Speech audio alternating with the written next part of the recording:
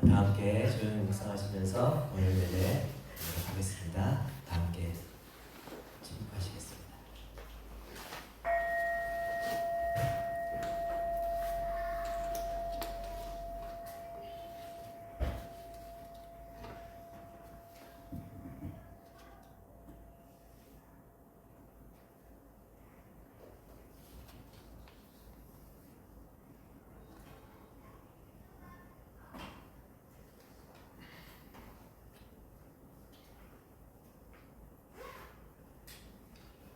(7월의) 여름 편지. 움직이지 않아도 태양이 우리를 못 견디게 만드는 여름이 오면 친구야 우리도 서로 더욱 뜨겁게 사랑하며 기쁨으로 타오르는 작은 햇덩이가 되라고 했지. 산에 오르지 않아도 실록의 숲이 마음에 들어차는 여름이 오면 친구야 우리도 묵묵히 기도하며 이웃에게 그늘을 드리우는 한 그루의 나무가 되자고 했지. 바닷가에 나가지 않아도 파도 소리가 마음을 흔드는 여름이 오면 친구야 우리도 탁 트인 희망과 용서로 매일을 출렁이는 작은 바다가 되자고 했지. 여름을 좋아해서 여름을 닮아가는 초록빛 친구야, 멀리 떠나지 않고서도 삶을 즐기는 방법을 너는 알고 있구나. 너의 싱싱한 기쁨으로 나를 더욱 살고 싶게 만드는 그윽한 눈빛에 고마운 친구야. 아멘. 아멘. 명정수 집사님 나오셔서 기도 인도해 주시겠습니다.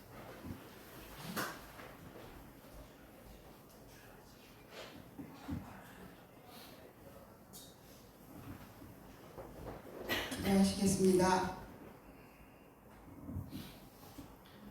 주님, 무더워도 짜증이 나지 않는 요즘이 신기합니다.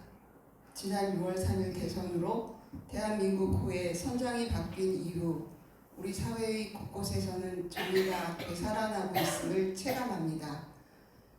대다수의 시민들은 이미 효능감을 선물로 받았고 그동안 시달렸던 무기력과 우울감으로부터 벗어나 깊은 안정감과 신뢰의 토대 위에 일상을 잘 회복하고 있으니 참으로 감사합니다. 대통령 하나를 바꾸었을 뿐인데 난파선이 마치 유람선이 된 것 같습니다.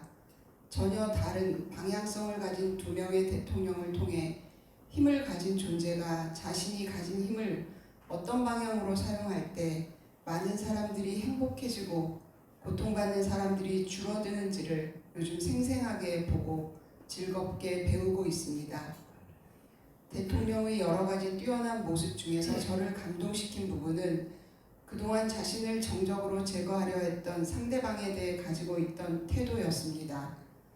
이재명 대통령은 대선을 앞둔 TV 토론에서 정치 보복을 하지 않겠다고 분명히 약속했습니다. 할 일이 많은데 그런 일로 시간을 낭비할 수 없다. 저는 누굴 괴롭힐 때 별로 행복하지 않다고 밝혔을 때 우리 사회의 갈등과 반목을 어떻게 다루고 회복할 수 있는지를 제대로 아는 분을 만난 것 같아 정말 반가웠습니다. 사적인 보복과 합법적인 절차라는 경계를 명확하게 구분할 줄 아는 사람, 힘을 사용하는 방향과 방법을 알고 조절할 줄 아는 리더를 통해 우리가 사는 사회와 공동체의 변화를 꿈꿀 수 있음에 행복하고 신바람이 납니다. 이제 우리 사회 곳곳에서 시작된 이 신바람의 에너지가 여세를 몰아 더욱더 증폭되어 구석구석 희망과 긍정의 에너지로 작동하길 바라는 마음이 간절합니다. 아멘. 산왕산의 18홀 골프장 증설 허가라는 말도 안 되는 정책이 쓰레기통에 처박아지도록 하는 일에 협력과 정의의 에너지로, 질병과 동행하는 환우들에게는 치유와 위로의 에너지로, 크고 작은 굴곡진 일상을 마주하는 분들께는 활력과 감사의 에너지로 변화되고 증폭되어 실질적인 효과를 생생하게 느끼며 살아갈 수 있도록 주님 도와주세요. 아멘. 오늘 오후 시간에는 세 번째 20살을 맞는 정희수 홍은숙 집사님의 마이데이가 이어집니다. 공동체 안에서 두 분의 오랜 인연뿐만 아니라 우리들과의 소중한 인연도 더 깊고 끈끈해지게 만들어줄 귀한 시간을 허락해 주셔서 감사합니다. 이렇게 동료 공동체 안에서 늘 보호받고 서로를 돌볼 수 있게 해주신 주님께 감사드리며 예수님의 이름으로 기도드립니다. 아멘.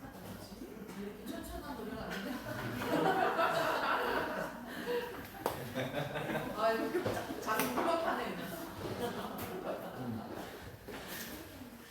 천천히 부르니까 네. 막더 후리 파는 것 같아. 네. 밀어내 그래서. 한 주간 동안 평안히 잘 지내셨어요? 네.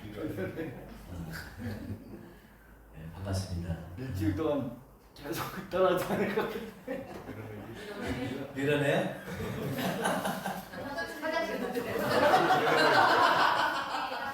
아니 병이 있는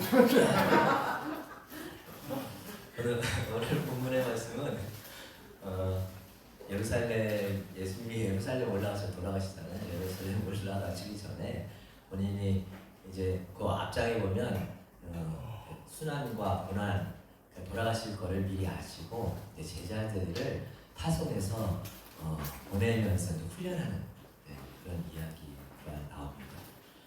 누가복음에만 72사도 이야기가 나옵니다. 이거는 누가의 특징입니다.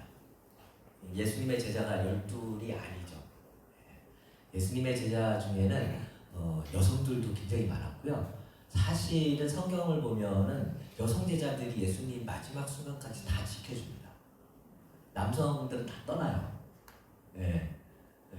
뭐 성차별 얘기가 아니에요.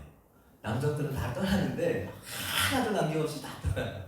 그런데 여성분들은 십자가 밑에서 십자가 지고 골고다 언덕으로 올라가시는 과정뿐만 아니라 마지막 십자가에서 처절하게 돌아가시는 순간까지도 그 자리를 다 지켜줍니다.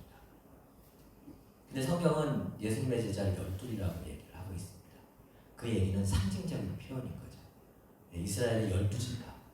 그러니까 제자 공동체가 있었는데 완벽한 공동체가 있었다. 그런 정도로 생각을 하시면 좋은 것처럼 72사도는 이 72라고 하는 숫자, 이게 누가복음에만 나오는 숫자입니다. 둘씩 짝을 지어서 36팀을 보내는 겁니다. 근데 어느 성경에는 70으로 나오고 어느 성경에는 72 제자라고 나옵니다. 히브리어로 된 성경이 히브리어로 된 필사본이 있고 히라버로 된 구약 필사본이 있습니다. 히라버로 된 거는 우리가 잘 알고 있는 것처럼 70인역이라고 알려져 있습니다. 그러니까 히브리어로 된 거기에는 노아의 대홍수 이후에 새 민족이 이제 어쨌든 그 노아의 그 형제들, 그 자제들을 통해서 쫙 흘러나가잖아요. 전 세계로 72민족입니다. 인족. 모세가 이스라엘 장로들을 신의 산으로 불렀을 때도 70 장로입니다.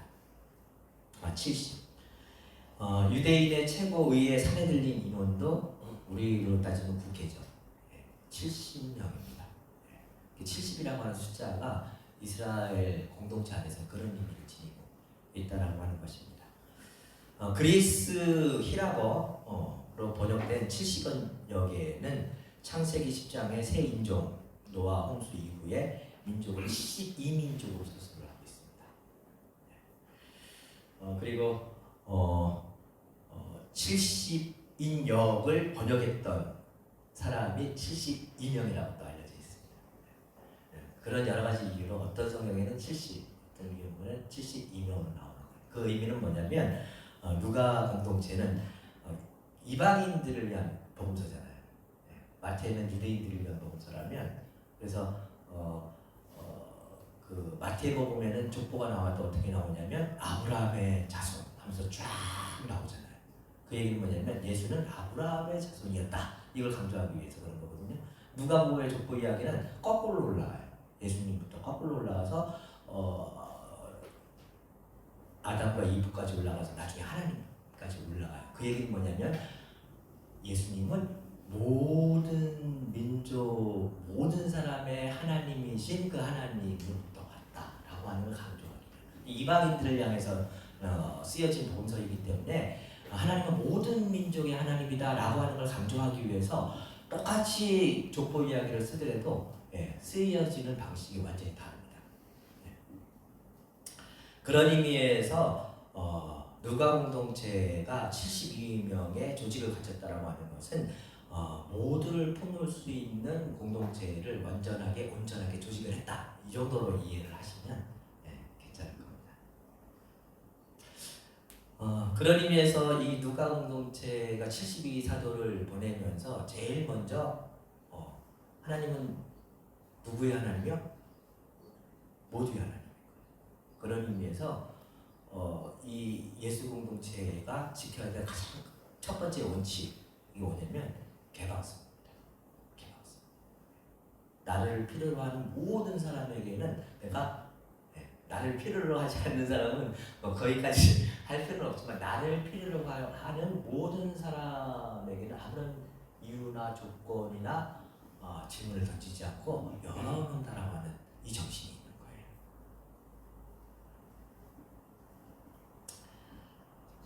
저는 이것이 예수 공동체 운동의 가장 큰 핵심이라고 생각을 해요. 나를 필요로 하는 사람한테 아무 이유를 묻지 않는다라고 하는 거예요.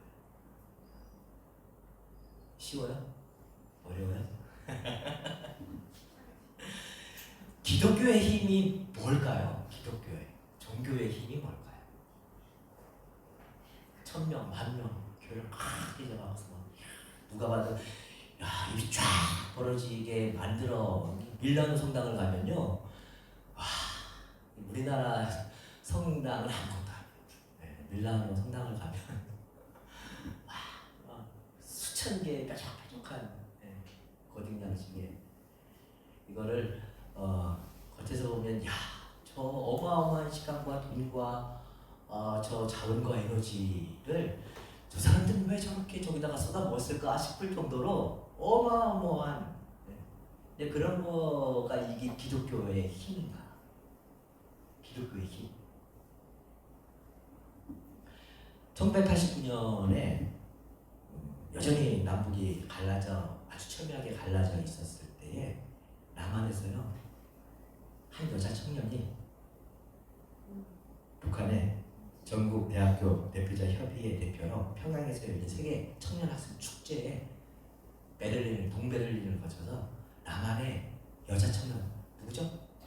임수경 씨가 남한 대표 참여한 적이 있습니다. 아주 센세이션했죠. 대단한 전 세계가 이 청년이 남북이 갈라져 있었고 그때만 해도 아주 첨예하게 대립돼 있었고 여전히 전쟁의 위협, 갈등 이런 것이 유효했는데도 불구하고 그리고 이제 막 남한 사회에서는 빨갱이 막 해갖고서 막 가치관 사건으로 다 막 해갖고서는 감옥에 넣고 막 이런 것이 여전히 있었던 그런 사회였음에도 불구하고 한 청년이 남한 대표로 우리 대학 전국 세계 청년학생 축제에 대표자를 보낸 거예요.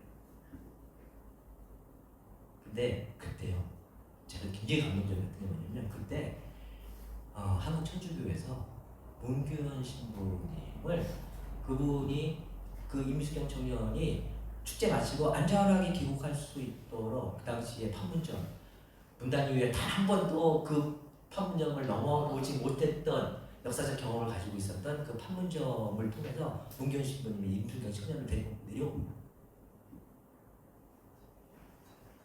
엄청난 사건입니다. 지금도 아주 생생하게 기억을 하는데요. 제가 그때 그 천주교를 보면서 이게 종교의 힘이구나. 한 청년이 당하고 있는 그 어려움과 고난과 그 불안과 어려움 속에서 다른 아무 조건과 이유를 걸지 않고요. 그 청년을 안전하게 남한으로 데리고 오기 위해서 단 하나 생명을 돌보는 그 목적을 가지고요. 그 청년을 데리고 내려옵니다. 이 종교가 아니고는 할 수가 없어요. 그런 게 종교의 힘이죠. 아무도 가지 않는, 아무도 하지 않는.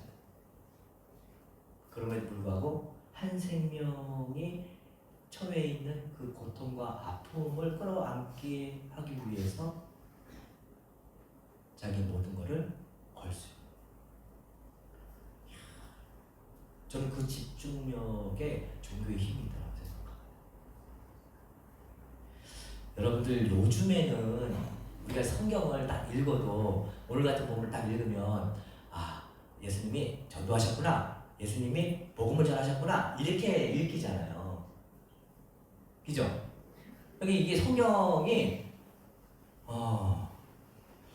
우리 안에 있는 지금 이 시대의 사람들이 가지고 있는 관념 때문에 성경을 제대로 못 보는 거예요. 이게 무슨 얘기냐면요. 우리는 이제 교회의 사명이 전도다, 이게 복음 전도다, 이런 생각에 워낙 많이 팽배되어 있고 이렇게 찌들어 있다 보니까 그러다 보니까 성경을 읽어 그 본문을 읽어도 그렇게 인식이 되는 거예요. 사실 가만히 잘 보세요. 예수님 공동체가 한 일이 뭐죠? 한마디로 오늘날 용어로 따지면 생명을 돌보는 일을 하는 거예요. 생명을 마을마다 다니면서 차별하지 않고 남자 여자라고 차별하지 않고 아프다고 아프지 않다고 차별하지 않고 차별하지 않고 마을마다 다니면서 한 사람 한 사람 집집마다 다니면서 아픈 일은 없는지 힘든 일은 없는지 우리가 도와줄 일은 없는지 이렇게 집집마다 살피면서 생명을 돌보는 일을 한 것뿐이에요. 성경을 보면 그래요. 가서 한번 뭐 귀신 들린 사람들 있으면은 잠잠하게 하고 얘기 들어주고, 그죠? 귀신 들렸다라는 게 뭐 막 사탄에 씌이고 마귀에 씌여 이런 게 아니잖아요. 뭔가의 트라우마에 갇혀서 우리가 내가 내 삶에 집중하지 못할 때, 그럴 때 내 안에 있는 걸 다 쏟아내야, 그죠? 그렇잖아요. 다 쏟아내서 내가 이성적인 평정심을 찾을 수 있을 때 비로소 내 일상을 행복하는 거잖아요. 그런데 그럴 때 누군가가 옆에서 그걸 다 쏟아낼 수 있도록 도와줘야죠. 예수 공동체가 한 일이 큰 일을 한 게 아니라 집집마다 마을마다 다니면서 생명을 돌보는 일을 한 것뿐이에요. 근데 그걸 전도하는 것처럼 막 그래서 교회를 막 채우는 것처럼 우리는 계속 성경을 읽으면서 그런 식으로 해석을 하는 거예요.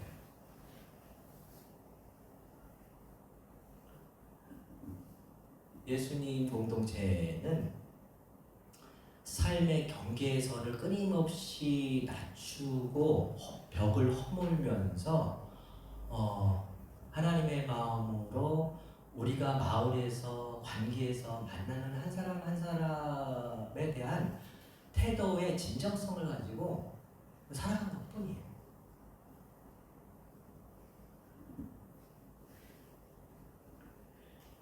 그런데 그 생명을 돌보는 일에서 차별이나 가림이 있어서는 안 된다는 거죠. 차별이나. 20절 집 옮겨 다니지도 말라고 하는 오늘 본문에 보면 내용이 나오는데 그 얘기가 뭐예요? 20절 집 왜 기웃거리겠어요? 저 집에 가면 내가 마음에 드는 사람이 있고 저 집에 가면 훨씬 맛있고 고기가 나오고 막 이렇게 생각을 하면 집을 가릴 거 아니에요. 그렇잖아요. 가는 집만 갈 거 아니에요.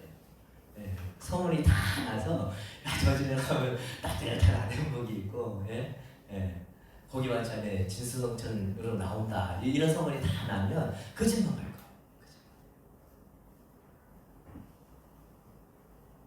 그래서 옛날 불교에서도 보면요, 요즘은 이제 그걸 하지 않는데 탁발을 할 때 제일 원칙이 뭐죠? 첫 번째 원칙이 탁발을 할 때 탁발성들이 이렇게 집집마다 다니면서 탁발을 할 때 뭐요?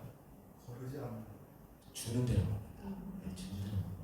내가 주는 걸 가려서 내가 이건 먹고 저건 안 먹고 가려내는 게 아니라 그걸 훈련하는 거예요. 주는 대로 어느 집을 가든지 주는 대로 먹는 거예요. 생명을 내가 고르지 않는 거예요. 생명을 향한 마음을 내가 항상심을 가지고 대하는 거죠. 음식조차도 차별 없이 대하는 마음을 훈련하는 거고요. 음식만이 아니라 탁발을 할 때 이렇게 골목이 쫙 있으면 그 집 순서대로 가야 된대요. A는 가고 B는 안 가고 C는 가고 이렇게 골라서는 안 된다는 거예요. 그러니까 가다 보면 어느 집은 야채만 주고 어느 집은 콩보리밥만 주고 뭐 어느 집은 진수성찬을 주겠지만 그러지 않는 집도 있잖아요. 그러지 않은 집에 갔었을 때도 그 집에서 주는 과부의 둘이 어떻죠? 어떻게 보면은 마지막 남은 그 아주 내가 먹어도 충분하지 않을 그 마지막 남은 양식을 스님을 위해서 줄 수 있잖아요. 근데 그것을 내가 좋아하지 않는다고 아니면은 야 이런 걸 먹을 사람이 먹으라고 준단 말이야 하면서 이게 걸러내는 그 마음이야말로 종교에 있어서 가장 경계해야 되는 마음이라고 그러죠. 외부의 혼란과 자극 속에서도 흔들림 없이 중심을 잡고 평온한 상태를 유지하는 마음. 이게 뭐예요? 항상심이에요. 항상 종교인이 된다라고 하는 것은 이 항상심을 끊임없이 훈련해서 내가 어떤 사람을 대하든지 나를 필요로 하는 사람의 분별심을 갖지 않는다는 거죠. 이 예수운동의 첫 번째 원칙이었습니다. 개방성. 두 번째는요, 너무 무겁게 다니지 말라는 거예요. 너무 무겁게. 여기 보면 전대도 자료도 심지어는 여의군의 심도 갖고 다니지 마요. 한국에 하려면 충분해요. 한번 오시면 충분하다는 겁니다. 물건만 그런 게 아니라 사람도 관계도 마찬가지예요. 몇 명씩 다니라고 그랬죠? 둘씩 짝을 지어서 다녀요. 혼자 다니면요, 제가 목요일마다 여기다가 그 웰다잉 엄청나게 큰 프랭카드를 걸거든요. 제가 혼자서 그거 걸면 어떻게 해야 돼요? 여기 집어넣고 저기 가서 평형이 맞나 또 다시 보고 또 집어넣고 또 가서 또 보고 이렇게 하고서는 갔다리 하면서 이 하나를 하려고 해도 시간이 엄청나게 많이 걸려요. 근데 딱 한 사람만 더 있어도요, 저는 여기서 붙이기만 하면 돼요. 저쪽에 한 사람이 아무 일을 안 해서 그냥 목사님이 조금 삐뚤어졌어요. 조금 더 내리세요. 조금 올리세요. 한 사람만 더 있어도요, 엄청나게 일하기가 가까워집니다.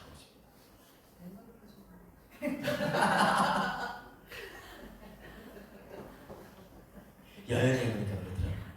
여행해 이탈리아 갔는데 그 친구가 이제 마중 나왔잖아요.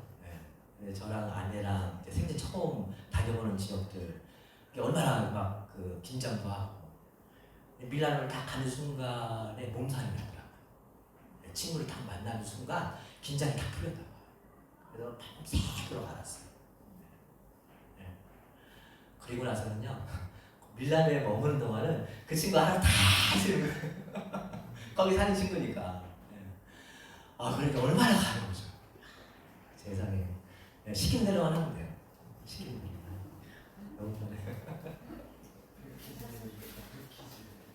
저는 이 예수님의 두 번째 철학이 굉장히 중요하다고 생각해요. 이게 사람 관계에서 이렇게 둘만 다녀도 가벼워지지만 우리가 몸만 가벼운 게 아니라 마음도 가벼워요. 마음이나 생각. 여러분들 잘 생각해 보십시오. 여기 A하고 B가 막 싸워요. 관계가 안 좋아요. 그래서 자꾸 문제를 키워가요. A하고 B가. 그러면은 C가 D가 A는 B를 싫어하지, B는 A를 싫어하지. 그러니까 A를 만날 때 B를 안 불고, B를 만날 때는 A를 안 불고.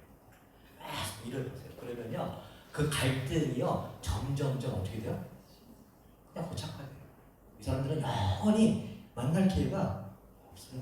근데요, 이럴 때도 관계도요, 이럴 때도요, 그냥 어떤 사람들은요, 그냥 모른 척해요. 가볍게 여기는 거예요. 이 갈등 자체가 있지만 그냥 가볍게 생각하는 거예요. 그래서 영화를 보러 가고 싶어. A도 모르고 B도 모르고 C도 모르고 다 몰라요. 밥을 먹고 싶어. 그다음에 A도 모르고 B도 모르고 뭐 내가 모르는 건데 뭐, 그죠? 그냥 모르고. 그래서 그건 니들의 문제고, 가볍게 한쪽에 놔두고 내가 내 한쪽을 하는 거예요. 그렇게 가볍게 가져가다 보면은 계속 만남의 교차 지점이 계속 생겨나죠. 생겨나다 보면은 어느 순간간 오해도 풀릴 수도 있고요. 그러면서 계속해서 사람이라고 하는 게 교차점이 생기고 또 이게 얘기하다가 이게 또 웃긴 얘기하고 그러면 또 여기 막 이렇게 막 쌓여있던 응어리가 또 조금씩 이게 착착착 없어지기도 하고 막 그래요. 그러다 보면 삶 뭐 별거 있어. 삶이라는 게 뭐 별거 있어. 그냥 뭐 살지 하고 이렇게 가볍게 갈 수 있는 거죠. 근데 이 관계를 너무 물론 심각한 경우가 많이 있어요. 그렇지만 그 심각한 거를 심각하게 여기면 여길수록 더 심각해진더라고요. 진짜 그래요. 제가 아는 공동체가 청년 시절부터 공동체로 출발을 했는데 이 청년 시절부터 시작을 하니까 이 장성에서 결혼을 하니까 이 청년들 거기서 자란 청년들은 그 안에서 자랐기 때문에 아무런 문제가 없는데 결혼을 하니까 외부에서 사람이 들어오는 거잖아요. 그러니까 이게 안 맞는 거예요. 여기서 얘기하는 규율이라든가 이런 것들이 안 맞는 거예요. 그러니까 이제 자꾸 갈등이 생기는 거죠. 와이프한테도 갈등이 일어나는 거고 남편한테도 갈등이 일어나고.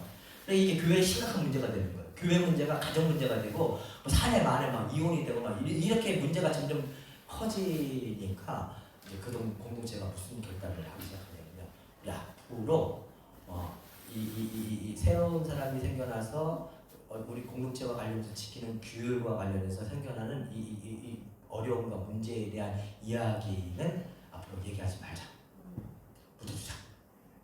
그리고는 우리가 함께 모이면 밥 먹고 뭐 말씀 나누고 뭐 강연도 듣고 이런저런 괜찮은 행위들을 하잖아요. 그냥 그런 거에 신경 쓰고 이거를 일단 묻어두자. 1년 동안.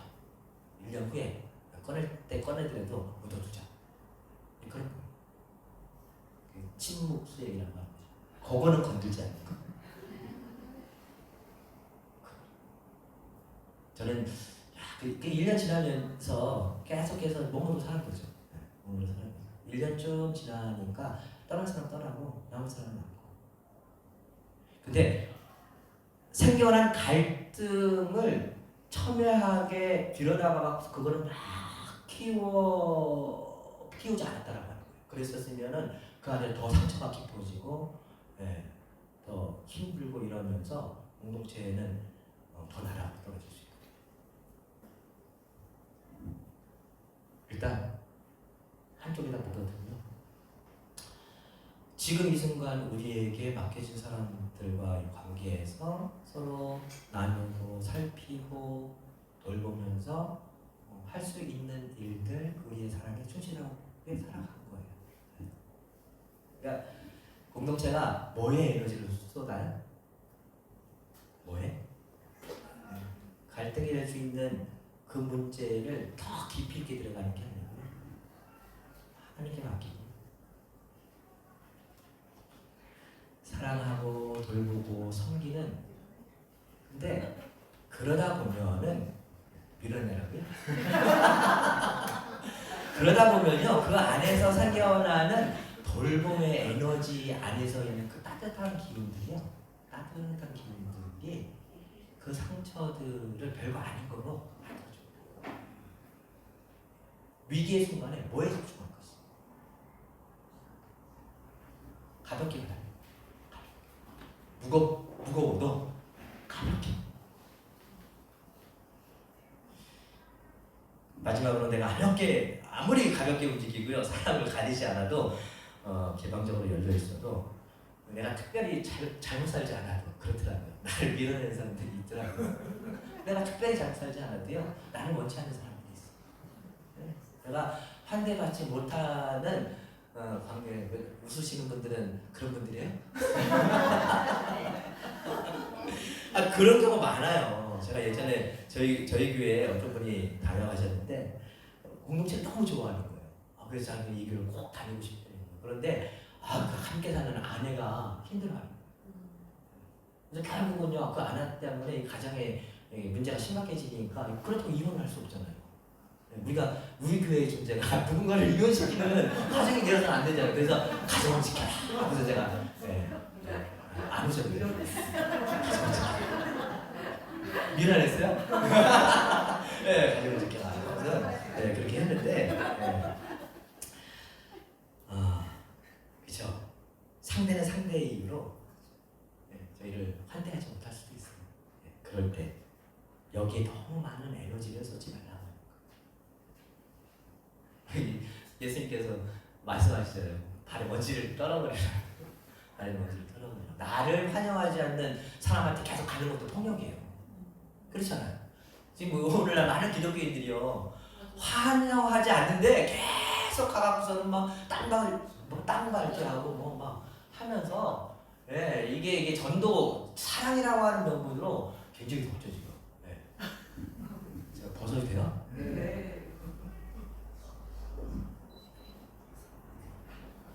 사랑이라고 하는 이름으로 어마어마한 폭력을 휘두르고 삽니다. 여러분 오늘 여러분들과 함께 읽은 밀어내. 지나치게 밀어내는 일에 집중하다 보면 뭐를 잃게 돼요? 정말 소중한 걸 잃게 돼요. 소중한 거. 사랑하는 세상에서 세상에 딱 맞는 사람이 어디 있어요? 여기 자매분이 이렇게 앉아 계시는데 항상 딱 맞아요? 딱 맞아요. 아니 생각해봐요. 거물이가 팥뿌리가 되도 일편단심 너를 위해서 그래서 막 연애할 때 보면 막 서로 데려다 주다가 밤새 내가 바라다 줄게 너 내가 바라다 줄게 그러다 해가 막 떠올라요. 그렇게 살았던 사람들도요 밀어내. 4년 이러면 그 자기의 뭐 모든 걸 갖다 바칠 거 같이 연애를 했던 사람들도요 살다 보면 쉽지가 않아요. 근데 우리가 서로 모르는 사람들이 안 맞는 사람들이 당연히 많죠. 있을 수밖에 없죠. 그게 있는 게 정상이에요. 우리 교회에 갈등 없을 것 같아요? 네? 야, 이게 뭐 이렇게 다녀오세요. 믿음이 좋네. 네, 안 맞는 사람은요. 아까 말씀드렸잖아요. 적당하게 하나님께 맡기세요. 하나님 하실 일도 좀 있어야죠. 안 맞는 사람은 한쪽에다가 하나님께 맡기시면 내 삶의 에너지는 어디다 써요? 밀어내는 데 쓰는 게 아니라 밀어내는 데 쓰는 게 아니라 내 삶의 에너지는요 사랑하는 데 쓰는 거예요. 온갖 에너지를 막 감정을 쏟아내고 막 그런 데 쓰는 게 아니고요. 그러다 보면 너무 밀어내는 데 쓰다 보면 내가 정말 소중한 것을 잃을 수 있어요. 저는 가장 소중한 게 뭐냐면 지금 이 순간 나에게 주어진 이 삶의 시간들이에요. 지금 이 순간 나에게 주어진 단 한 번뿐인 인생의 소중한 시간들을 무엇에 사용하면서 살고냐는 거예요. 그리고 막 밀어내는 막 쓰다 보면 막 혈압을 나가고요. 제명에 너무 쌓이고요. 우리가 관계 안에서 하나님의 지대가 없어. 하나님의 지대. 하나님의 지대를 너무 키워두고요. 나는 내가 할 수 있는 영역에서 내가 줄 수 있고 내가 사랑할 수 있고 내가 에너지를 쏟을 수 있고 내 삶을 가장 풍요롭게 만들어갈 수 있는 곳에 삶의 에너지를 많이 써가며 살 수 있다면 굳이 밀어내지 않아도 그것이 하나님 나라가 될 수 있다라고 하는 것이 오늘 이야기입니다. 하나님께 밀어내. 하나님께 밀어내는 거죠. 예수 운동, 소위 우리가 전도 복음이라고 이야기하는 것들의 진실은 생명을 돌보는 일입니다. 우리가 생명을 돌보는 일에 사랑을 가지지 않고 지나치게 부정적인 것들에 마음 빼앗기지 않고 좀 더 몸과 마음을 가볍게 하여 생명을 돌보는 살리는 일에 집중할 수 있다면 그것이 하나님 나라가 될 수 있다. 사도 바울 선생님께서 갈라디아에서 그런 말씀을 하십니다. 할례를 받거나 안 받는 것 그런 게 중요한 게 아니라 새롭게 창조되는 것이 중요합니다. 삶의 핵심은 겉을 요란하게 바꿔내는 것이 아니라고 하는 겁니다. 우리들의 관계, 우리들의 사랑, 나를 향한 서로를 향한 그 시선 그것을 감동과 신비의 일상으로 날마다 새롭게 창조해 나가는 것 그것이야말로 우리의 삶을 풍요롭게 한다라고 사도 바울 선생님은 말씀해 주고 계십니다. 한 주간 동안의 우리의 삶 속에 그런 삶의 기운들이 가득하시기를 주님의 이름으로 기원합니다. 아멘. 나누신 말씀 계속하시면서 우리 잘